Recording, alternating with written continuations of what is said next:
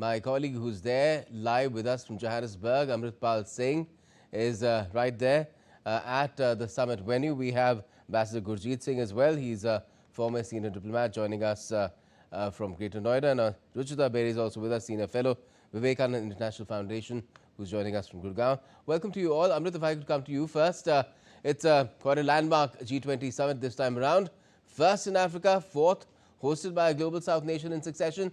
And it also completes the first G20 full cycle. Now, how is the mantle likely to be taken forward by South Africa?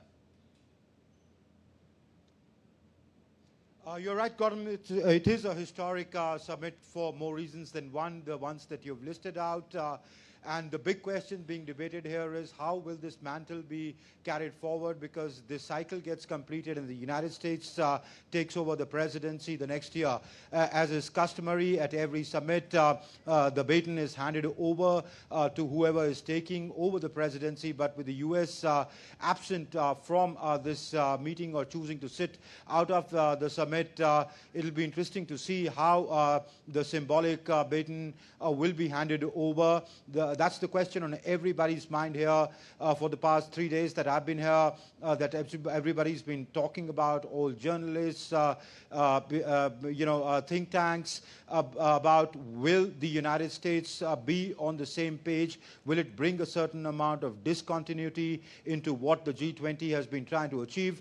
But having said that, one thing is very, very clear, that the agenda of the Global South is now stamped on the G20 as a grouping on its agenda, because this is, as you said, this is the fourth time in a row, fourth consecutive time in a row that the G20 presidency has been with the countries of the Global South, so their concerns, their aspirations, their priorities are in sharp focus. What we saw begin at New Delhi, and reflected in the New Delhi Declaration is likely to be carried forward in the Johannesburg Declaration as well.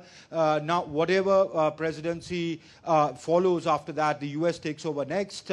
But one thing is clear, there is a broad consensus on that the world can no longer ignore the realities of the Global South, where majority of the world's population resides, and not just out of any charity, but because unless they are taken along, the shared concerns like climate change cannot be solved, because if there's a hole in the boat, everybody goes down together. And that realization is clearly coming around. Whether nations act on it, how much they act on it, those questions remain, but that realization is clearly there even in the developed world.